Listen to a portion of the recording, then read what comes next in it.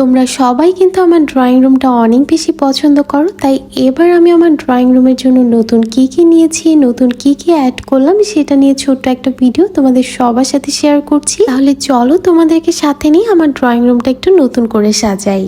Usually দেখা যায় যে আমরা কিন্তু ঘরের ফার্নিচার বারবার চেঞ্জ করতে পারি না, কিন্তু ঘরে নতুন একটা লুক আনার জন্য আমরা অনেক রকমের এই হোম ডেকোর আইটেম অ্যাড করতে পারি, যেগুলো আমাদের ঘরকে নতুন একটা লুক দিবে। আর তেমনই একটা নতুন লুক দেওয়ার জন্য এই 3D ক্যানভাসগুলো একাই যথেষ্ট।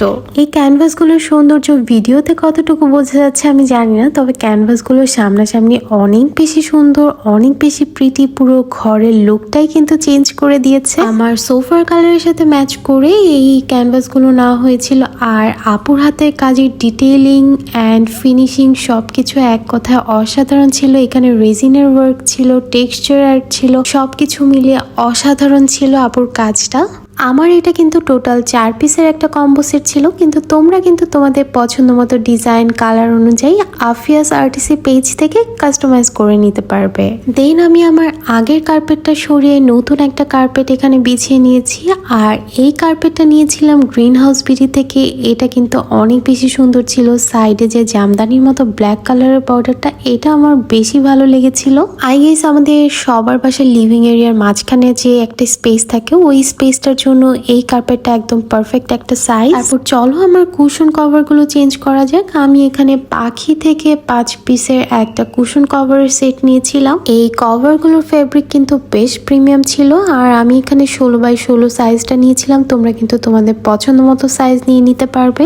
আচ্ছা, তোমরা অনেকেই কিন্তু আমার সোফার কুশন নিয়ে আমাকে কোয়েশ্চেন করো, ইনবক্সে অনেক কিছু জানতে চাও। আমার সোফার যে বড় সাইজের কুশন গুলো, এগুলো কিন্তু আমার সোফার সাথেই ছিল। আর এই যে ছোট সাইজের কুশনগুলো দেখতে পাচ্ছ, এগুলো আমি এক্সট্রা করে কিনে রেখেছি। আমার যখন যেভাবে ইচ্ছা আমি সেভাবেই ডেকোরেট করি। যেমনটা এখন আমি কালারফুল এই প্রিন্টেড কভারগুলো দিয়ে এই সোফা সেটটা সাজিয়ে নিচ্ছি। এই কুশন কভারগুলো এক একটা এক এক রকম হওয়ায় কিন্তু দেখতেও বেশ ভালো লাগছিল।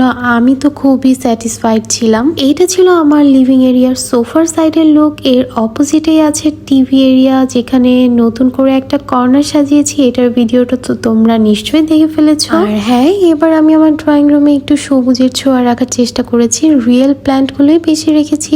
যতগুলো কর্নার আছে সব জায়গায় রিয়েল প্ল্যান্ট দিয়েই সাজিয়েছি। তো এই ছিল আমার ড্রয়িং রুমের ফাইনাল সাজসজ্জা।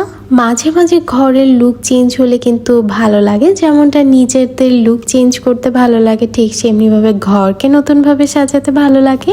আমার আজকের ভিডিও তোমাদের কেমন লেগেছে আমাকে কমেন্ট করে জানিও। সবাই ভালো থেকো, সুস্থ থেকো। আজকের মতো আল্লাহ হাফেজ।